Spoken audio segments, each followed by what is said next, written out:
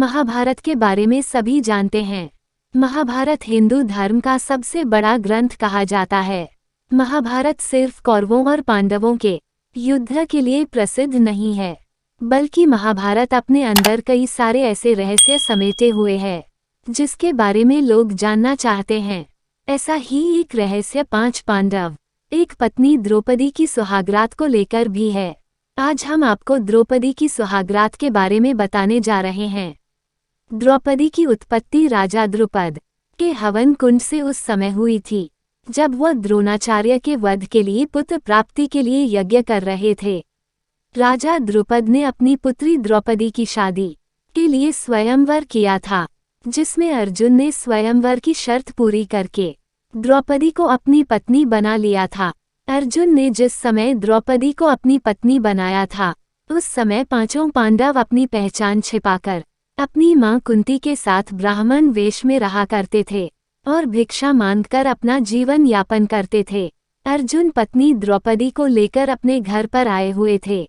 उन्होंने दरवाजे पर खड़े होकर मां कुंती से कहा कि देखो हम लोग आपके लिए क्या लेकर आए हैं, लेकिन काम में व्यस्त होने की वजह से मां कुंती ने बिना देखे ही कह दिया कि 5 भाई मिलकर उसका उपभोग करो।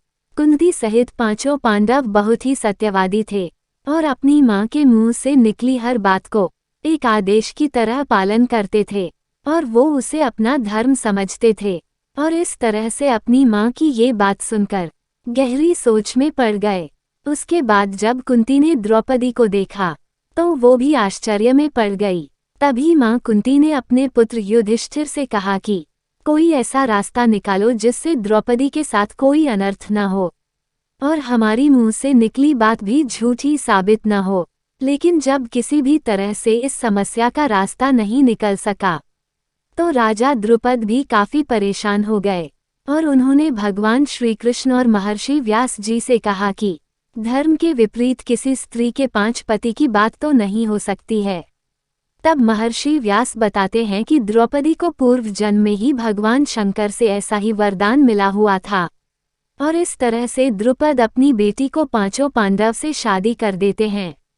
इस तरह कुंती की एक एक करके 5 पांडवों से शादी कर दी गई।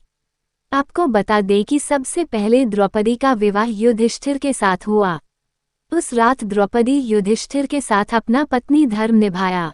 दूसरे दिन द्रौपदी का विवाह भीम के साथ हुआ और उस रात इन दोनों ने सुहाग रात मनाई और इसी तरह से बाकी भाइयों ने शादी की और अपनी सुहाग रात मनाई।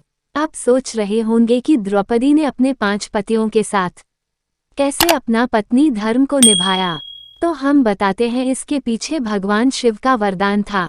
भगवान शिव जानते थे कि कोई भी स्त्री 5 पतियों के साथ कैसे अपना धर्म को निभा सकती है, इसलिए उन्होंने द्रौपदी को यह वरदान दिया था कि वह प्रतिदिन कन्या भाव को प्राप्त हो जाया करेगी, और इसी वजह से द्रौपदी ने अपना पत्नी धर्म को निभाया।